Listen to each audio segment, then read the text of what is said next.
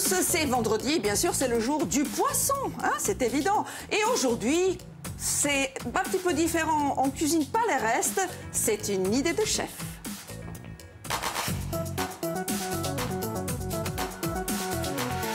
London Café de retour avec une idée géniale, fish and chips, vous connaissez, tout le monde connaît, mais c'est pas la peine d'aller à Londres, il suffit d'aller à London Café pour le déguster. D'ailleurs, aujourd'hui, ce midi, on peut le manger avec Marion, qui est avec nous, et Sébastien Ercole. Bonjour, merci les amis d'être de retour sur ce plateau. Après le sucré, le salé.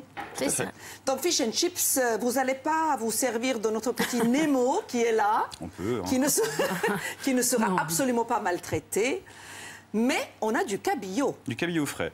Alors, regardons rapidement les ingrédients pour cette recette so British. Alors déjà, pour paner le cabillaud, pour faire le fish, on va prendre de la farine normale. T55. Tout à fait. 2 œufs entiers. Okay. De la chapelure brune, qu'on peut faire soi-même.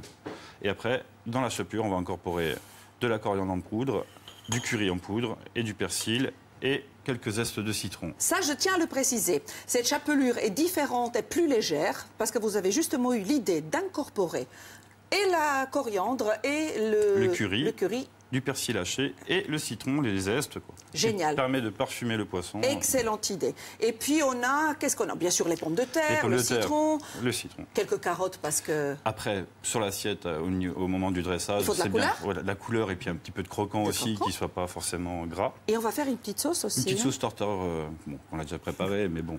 Classique. Voilà. Classique. Bon, il n'y a plus qu'à commencer, Sébastien. Allez. Et Marion va nous parler de ces jolies boissons. C'est très original, c'est plein de couleurs et c'est plutôt sain. Et on peut le trouver aussi chez vous. Hein. Effectivement, Marina, du coup, voilà, c'est quelques boissons fonctionnelles qui changent un peu des sodas traditionnels qu'on peut trouver un peu partout. Et notamment, on a des boissons à base de gingembre, c'est beaucoup du thé vert mais associé avec de la pêche, avec de la pomme, avec de la grenade, fleur de sureau, citron. Là, vous avez, par exemple, si je prends celui-ci, vous avez kiwi, citron vert et menthe. Donc ça se boit assez frais. Et puis du coup, c'est vrai que généralement, il n'y a pas de colorant ni d'additifs. C'est beau et bon. C'est beau et bon. Vous avez celui-ci, par exemple, qui sont plus pétillants. Ça ressemble un peu à une limonade, mais pareil, pomme, gingembre, là, est naturel avec plus de fruits, moins de calories, ce qu'on recherche toutes. Et oui, et puis les fameux ginger ale que tout le monde boit, il faut pas, c'est pas la peine d'aller à Londres, hein, on les trouve aussi. Ça, c'est très, très, très bon. On en est où, Sébastien? Là, je finis de zester les citrons, puis maintenant, je n'ai plus qu'à incorporer les épices et le persil haché. Et la chapelure, c'est prêt. Dites-nous tout. Et la chapelure sera prête. Après, on n'a plus qu'à paner à l'anglaise, justement, vu qu'on est dans le thème du fish and chips. Donc, la panure à l'anglaise, justement, je voulais en venir. Alors, la panure à l'anglaise, on farine toujours le produit qu'on va paner pour permettre au produit d'avoir une adhérence. D'accord. Après, on trempe dans le jaune d'œuf et dans la chapelure pour finir. En dernier. Et voilà.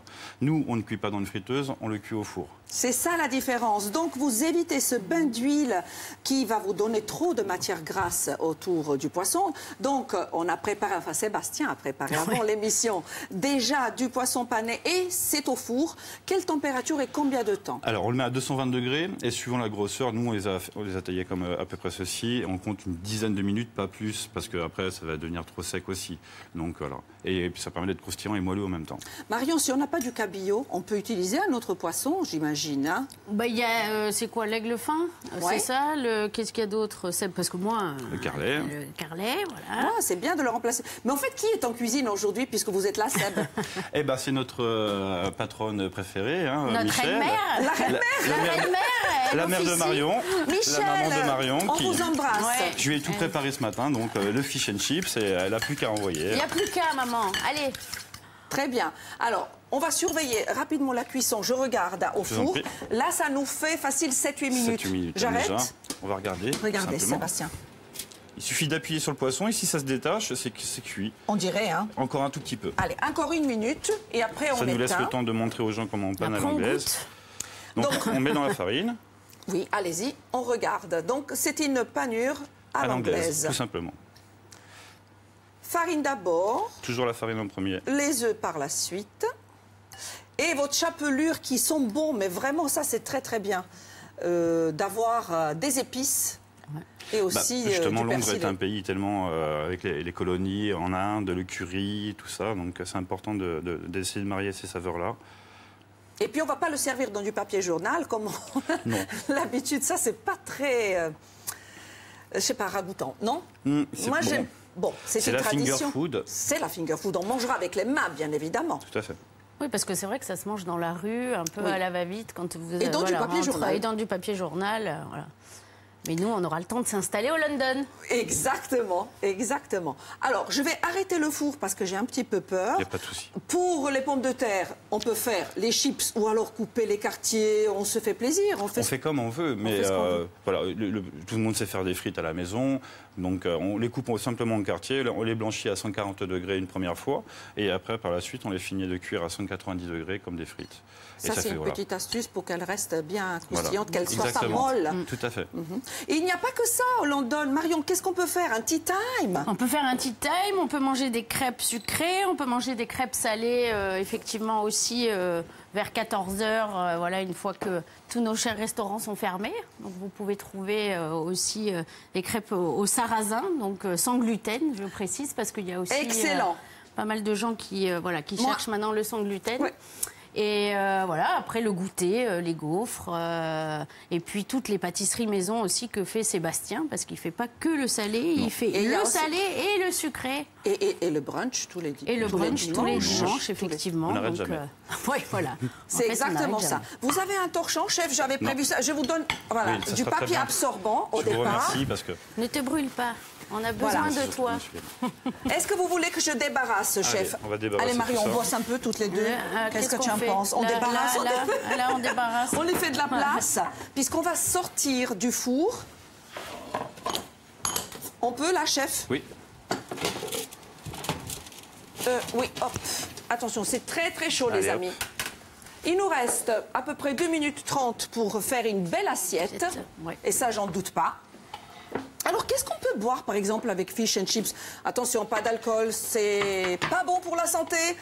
Ici, on choisirait quoi? On se fait plaisir. Ici, on peut faire un thé noir. Ah, voilà. Excellente idée. Bio, donc même vegan. Et puis après, c'est vrai qu'il y a... Donc ça, celui-là est frais. Après, vous avez vraiment le thé noir chaud qui se marie aussi très bien avec le fish and chips. Et on s'aperçoit que beaucoup de gens maintenant mangent aussi avec du thé. Avec du thé, accord, mais thé, c'est vraiment très très bon. Ça commence à... Seb est en train de dresser. Nemo, je te rassure, tu resteras en vie. Tout va bien. Tu retrouveras Célia en deuxième partie. La recette s'est affichée chez vous. Et si vous n'avez pas eu le temps de noter, vous regardez l'émission sur YouTube, bien sûr. Vous avez l'habitude maintenant grâce à Yann Bénard. Sinon, sur plus.fr. Sur YouTube, Marion, oui. Aussi, vous pouvez revoir tout à l'heure. Elle est belle, votre assiette. J'adore. On peut remettre ça au four. Tout à fait. On le met au chaud. On le maintient au chaud. On le maintient au chaud pour l'équipe. Tout à fait. Oh, elle est magnifique, non? Et la sauce Marina aussi. Et la sauce. Dès que c'est sauce maison, c'est... On va goûter tous les trois? Allez. Oui, allez. Les fourchettes. Distribution. Mais même si c'est finger food, c'est un peu chaud. Donc... Oui, vaut mieux prendre quand même une petite fourchette. Allez, Marina. Allez, j'y vais. Donc, dans la petite sauce, vous avez mis quoi, Sébastien? C'est une mayonnaise, tout simplement, mais que je monte avec une moutarde à l'ancienne. Et capre, oignon, persil. Voilà, on voit ici, capre, oignon. Un petit jus de citron. Super. Et puis voilà. J'y vais ou c'est plutôt... Allez, je fais comme ça. Ouais, je fais ça. Les deux en même temps. Allez. Oh le poisson est délicieux. Mais délicieux, il n'est pas grave. C'est super bon. Ah ouais, j'adore. C'est l'avantage. Allez-y. Allez. Bon appétit. Bon appétit. On vous embrasse. On va bon week-end. Nous, on ne bouge pas.